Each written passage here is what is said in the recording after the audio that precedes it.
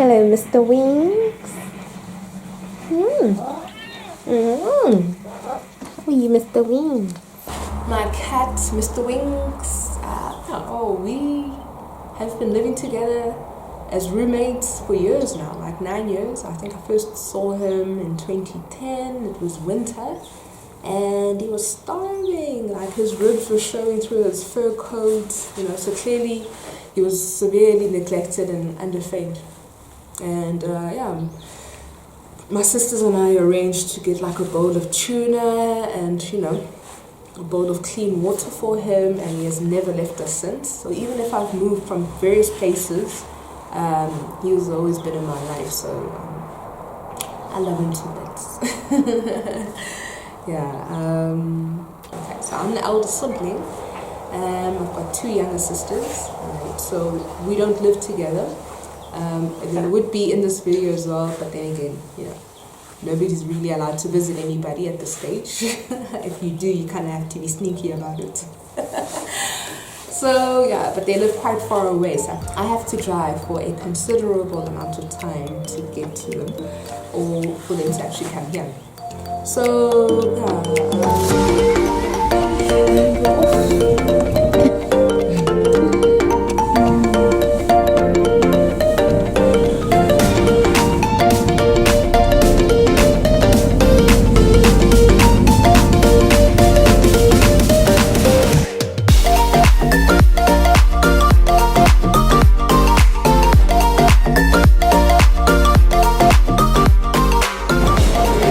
Okay, so I'm outside at the nail salon, so I'm here to actually get my nails done. I don't know if you guys can hear me. I hope it actually does, but okay, so I'm here to actually get my nails done. So it's mandatory to actually wear a mask, okay? So I usually go in, and then you have to sanitize your hands before you go in. And then obviously you fill out like a quick questionnaire, and they take your temperature and everything.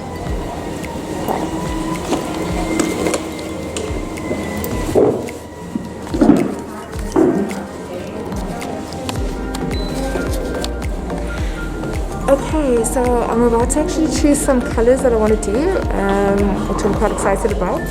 I usually like the just 3 colors.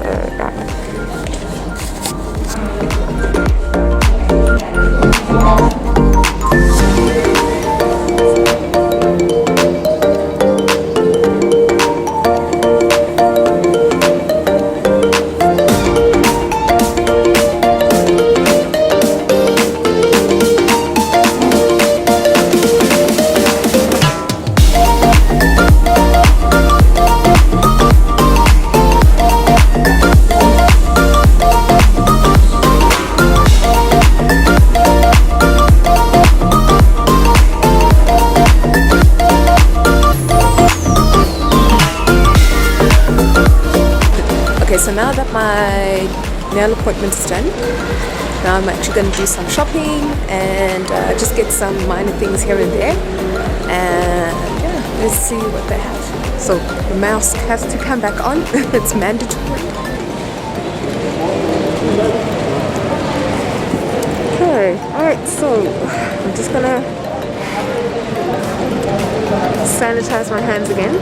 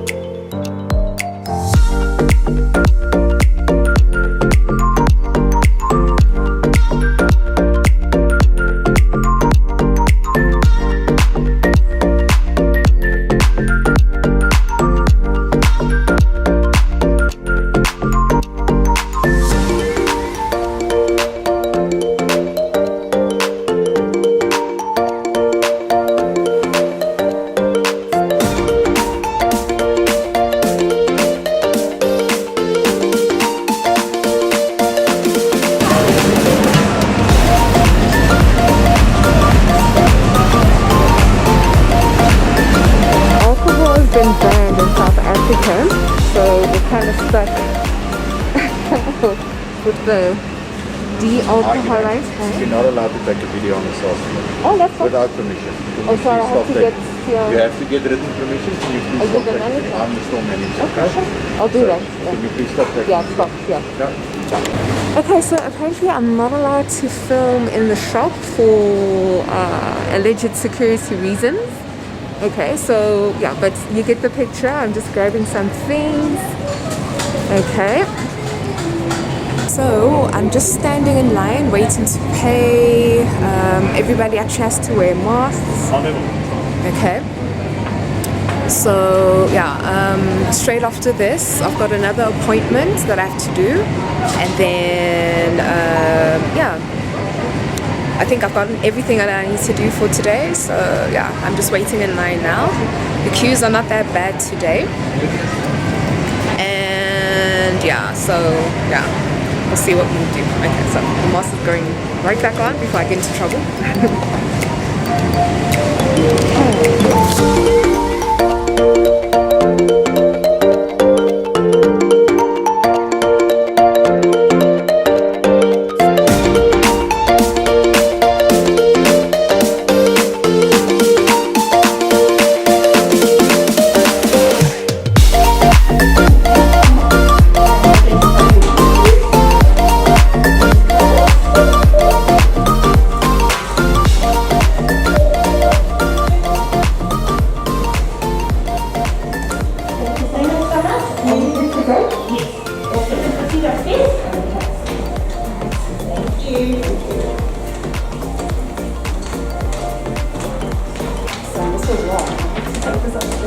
You have to fix it. Or actually go to the doctor. Follow me.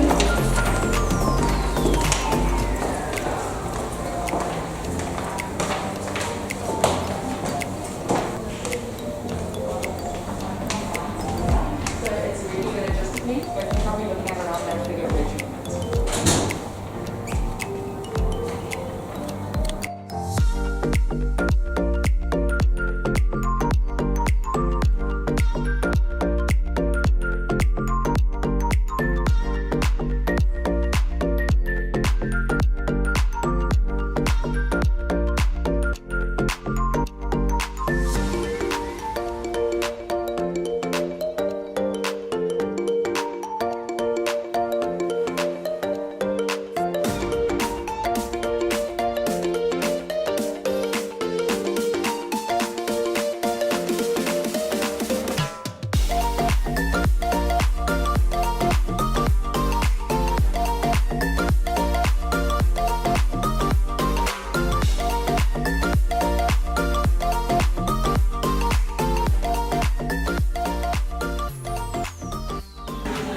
Alright, meet Nurse Patricia.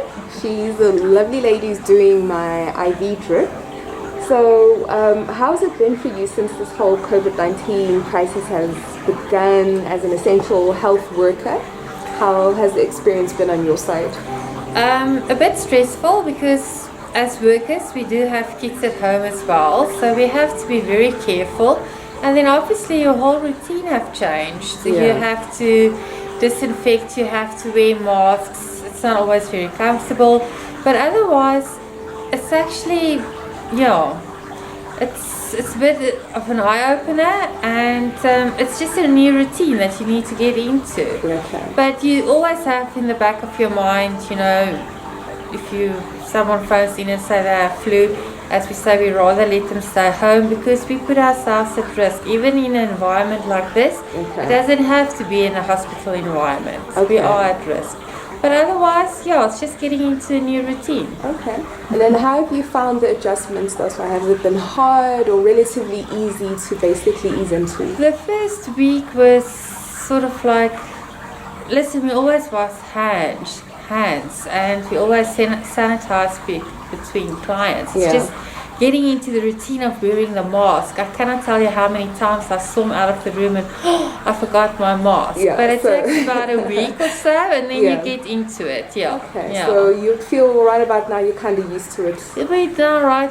We're used to it. Yeah. I mean, it's now second nature. We don't even think about it. So yeah. Alright. Thank you so much. Pleasure. Alright, so now we're getting ready to do an immune booster trip. And obviously I've been coming to you for a while now. So Yes. how do you find me as a client? You as a client, very positive despite everything else that's Okay. going on. I Okay. think it's attitudes that counts now Yes. with this difficult time that we're in. Alright. And I love you. I just wish you want to bring your veins every time you do come, because we have to do it in the hand. Okay, what's my nickname? But otherwise, no problems. Yeah. It's wonderful to have you as a client. Okay, well, thank you so much. It's a pleasure.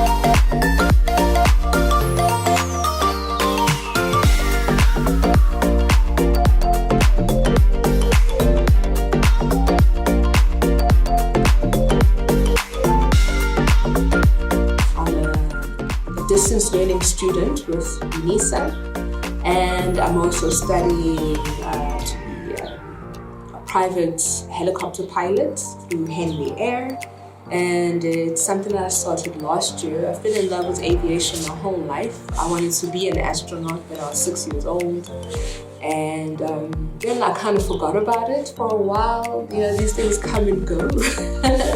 So yeah.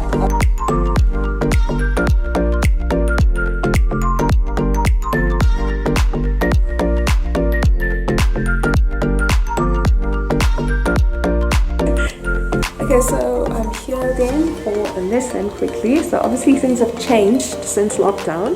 There has to be like a sanitization station in the front. Hey.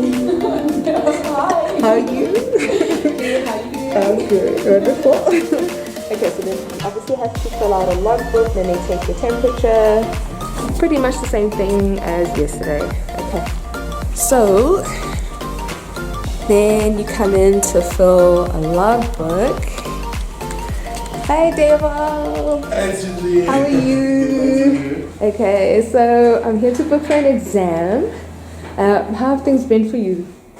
Been busy. Yeah. Been busy. After lockdown, it's been good. Okay. Yes. And how's lockdown been though for you? It was hard. It was Yeah. tough. It was scary. Yeah. But now, understanding more what it's all about, it's opens your mind a little bit Okay. of what it's all about. So since you're in the aviation industry, how's it been like generally? Has it been quiet, busy? And it does fall under essential services. So yes, how's that been? it hit us hard in the month of April. Yeah. But as soon as we went to level 4 and we were allowed to do more things, more flying, it became better. Okay. So I wouldn't say we're still struggling at the moment, Yeah. but it hit the aviation industry Super hard hard, because yeah. there's 90,000 pilots worldwide without jobs at the moment. Wow. Okay. Yeah. Wow. So Good tough thing for I'm other doing it for a people. hobby. We're Yeah. very blessed. Yeah. We're very blessed. Okay. All right. So, is there anything that you want to say? Any shout outs you want to send out to family? Shout out to him, and all my instructors. Yay! It's live. Awesome stuff.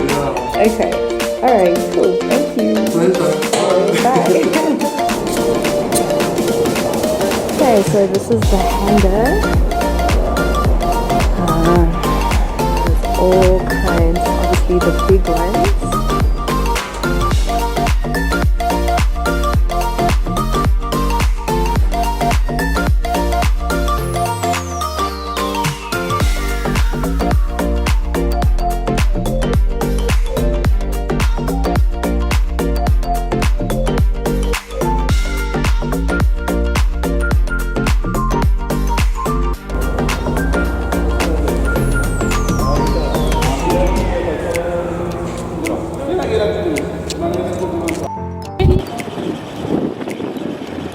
just used to the metric systems. Yeah, a lot of our stuff is in imperial. Like we work a lot with pounds and gallons and. Okay.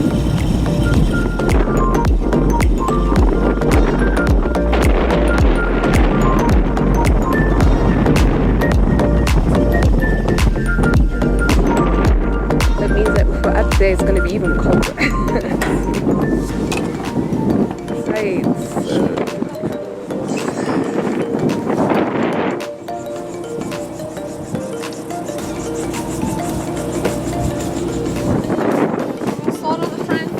Okay. Clear. And they're not damaged at all. Okay. We'll replace this little string. So usually we have to, and their purpose is it shows you the balance inside the aircraft. Okay. So this indication that we get here is an indication that we have to do something with our pedals, or that our pedals are fine in the position they are. Okay. So if we all balance to a certain side, say we all balance a little bit to the right, then obviously the wind is going to blow the strings to the right and to the left hand side. Okay. Say we all balance to the left, Yeah. then the wind is going to blow the strings to the left hand side. Yeah. So then it means we need to apply opposite pedal to bring it back, and then the wind hits the nose right nice and straight from the front. Alright. So we'll check the strings to see if we have to do anything with the pedals. Okay. Okay, so we'll check our skids. Nice and welded and fast and not damaged. At least one if we have the doors installed. Anyway, inside we're going to switch on our master battery. So we're switching on the master battery. We're going to open up that cowling, and then you're going to press those buttons. Okay, and then see.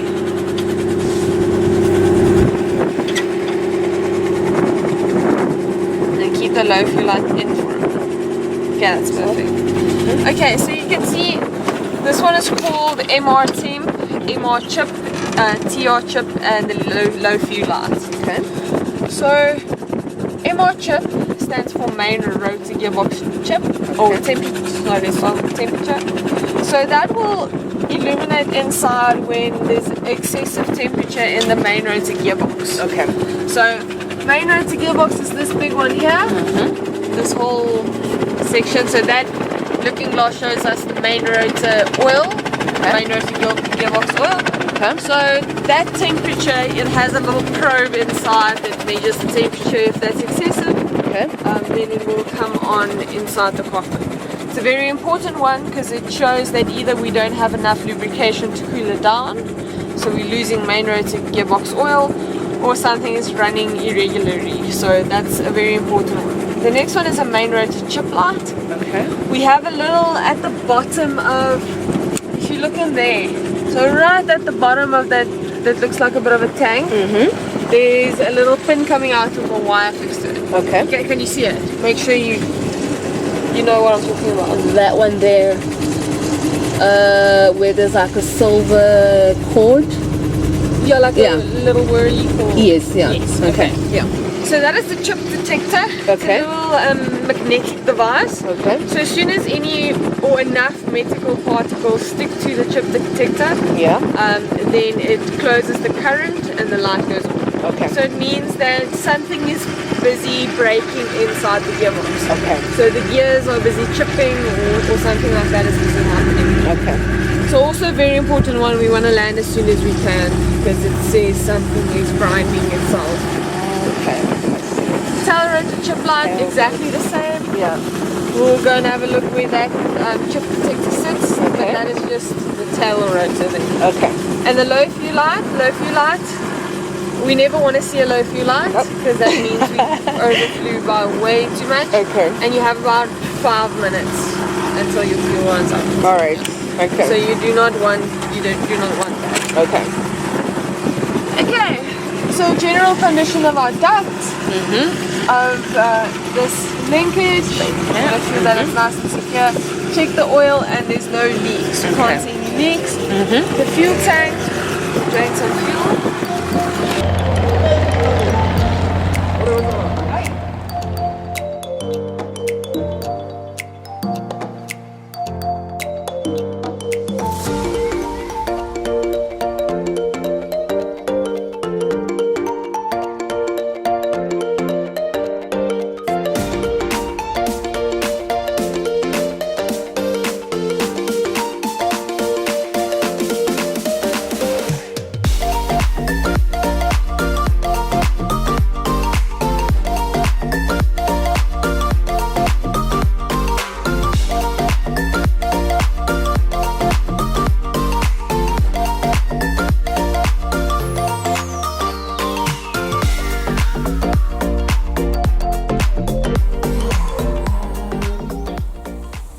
And my father, both my parents are already gone.